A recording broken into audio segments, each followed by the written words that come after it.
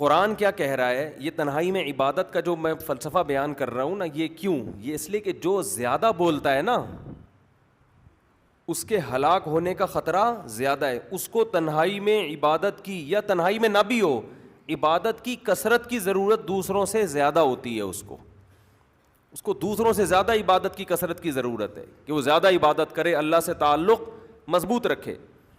بولنے سے انسان کی روحانیت ختم ہوتی ہے، سمجھ رہے ہیں؟ تو نبی صلی اللہ علیہ وسلم نے فرمایا من صمت نجا، جو خاموش رہا وہ نجات پا گیا.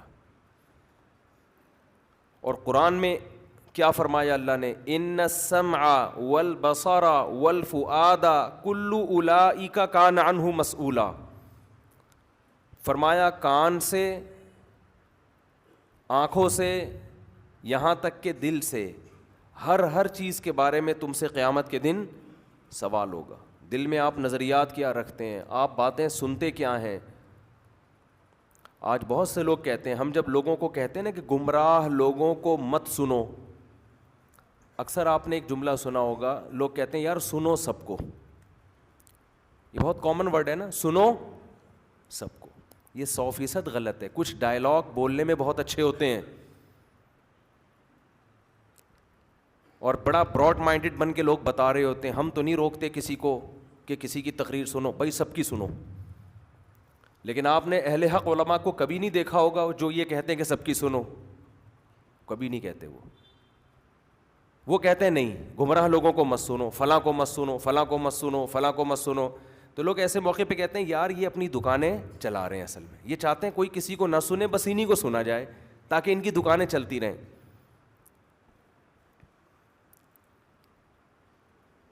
تو یہ ڈائلاگ دیکھنے میں بہت اچھا ہے کہ جی سب کو سنو.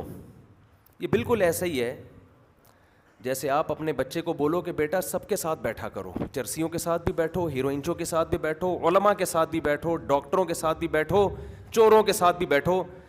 خود آبزرو کرو پھر اچھا کون ہے اور برا کون ہے. کبھی اس کی اجازت دو گے اپنی اولاد کو؟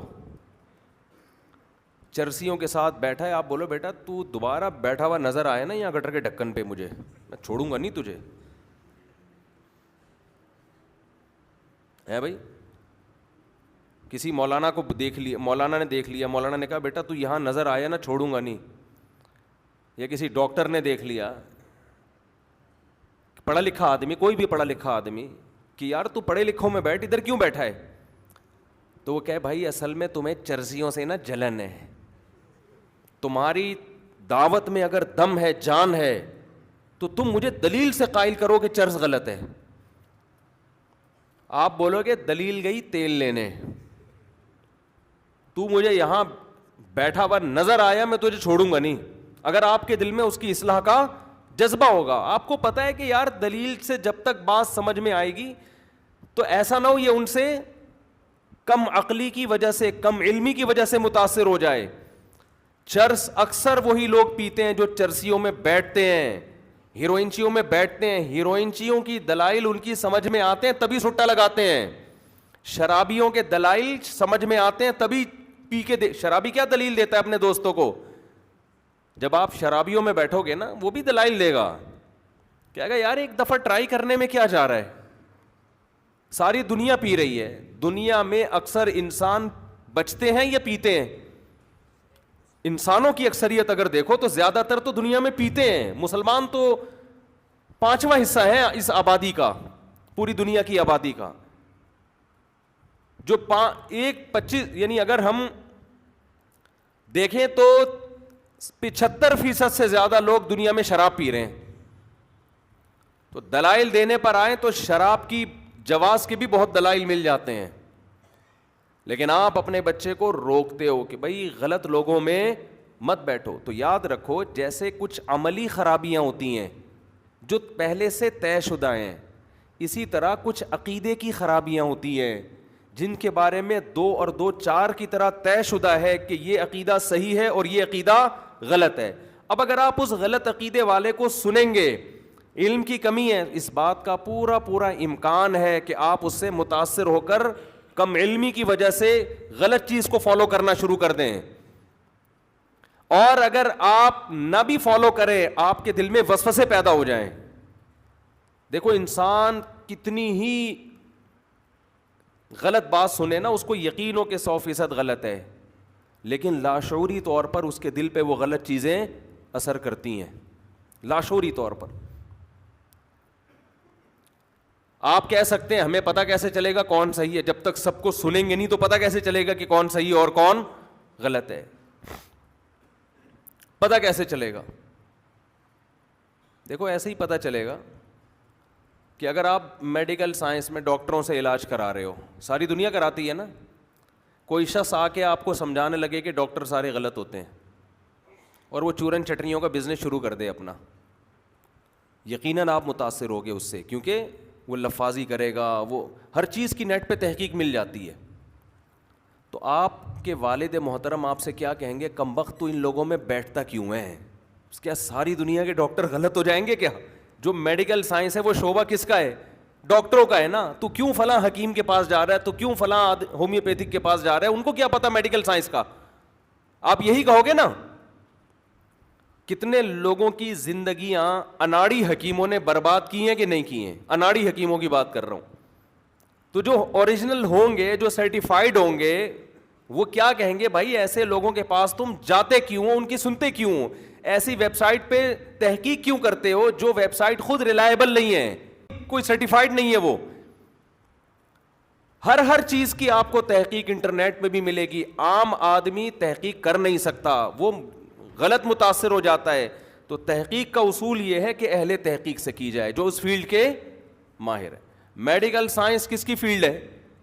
ڈاکٹروں کی. آپ نے کسی دوا کے سائیڈ ایفیکٹ معلوم کرنے, آپ انٹرنیٹ پہ سرچ نہ کریں, آپ ڈاکٹر سے پوچھیں. میں آپ ایک چھوٹی سی بات آپ کو بتاتا ہوں. ایک ڈاکٹر صاحب کو میں نے فون کیا, میں نے کہا ڈاکٹر صاحب یہ اس دوا کے تو اتنے سائیڈ ایفیکٹ لکھے ہوئے انٹرنیٹ پر, اور آپ نے یہ دوا ہمیں تجویز, کسی ڈاکٹر نے ہمیں یہ دوا تجویز کی, حالانکہ اس کے تو اتنے سائیڈ ایفیکٹ ہیں.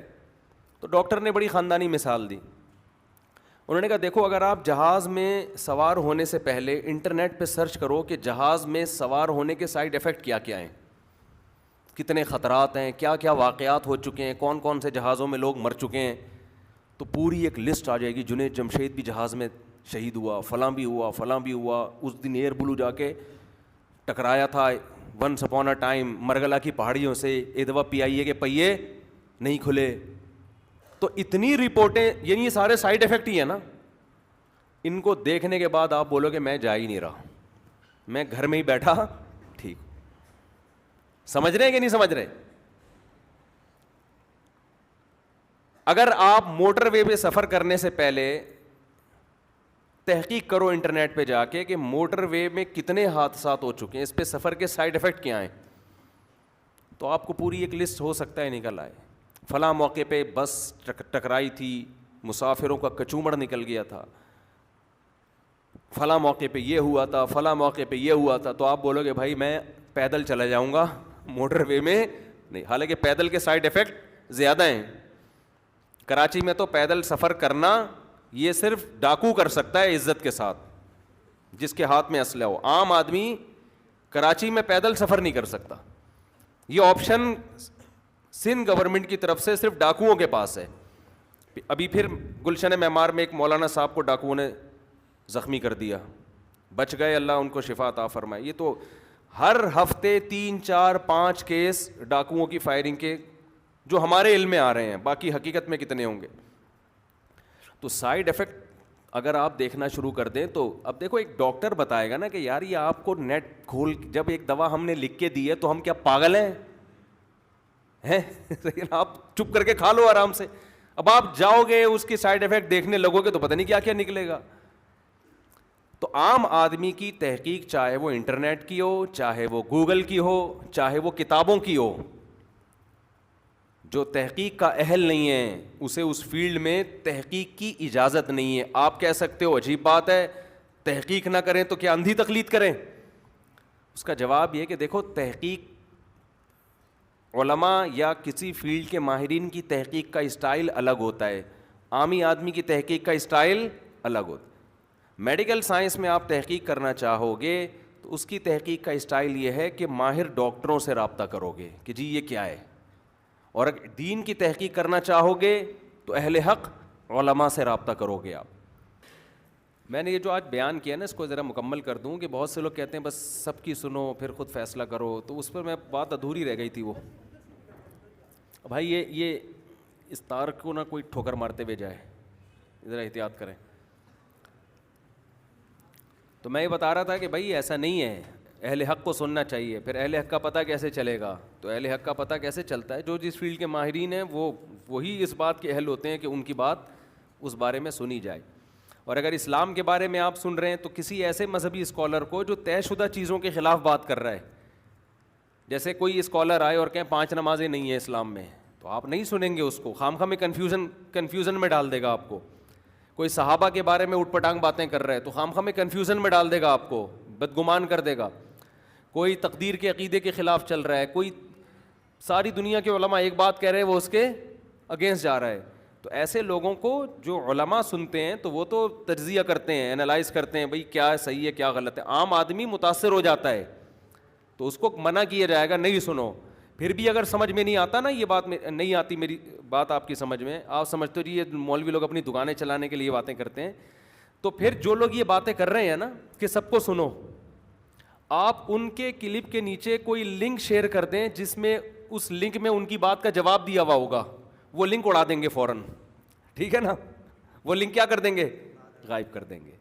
اس کا مطلب وہ صرف زبان سے کہتے ہیں کہ سب کی سنو, سننے نہیں دیتے. وہ اگر سننے دیتے تو وہ لنک جو ڈسکرپشن میں آ رہا ہے, یا آپ نے کوئی لنک دے دیا, ڈسکرپشن میں تو نہیں ہوگا, وہ تو ظاہر ہے آپ کمنٹس میں کوئی جو ہے وہ لنک دے دیتے ہو, تو وہ فوراً اڑاتے ہیں اس کو, کیونکہ ان کو پتہ ہوتا ہے کہ یار یہ سن لیا تو ہماری پول پٹیاں کھل جائیں گی. تو یہ صرف منہ کے ہوتے ہیں شعر کہ سب کی سنو, ورنہ حقیقت میں یہ کسی کی نہیں سننے دیتے.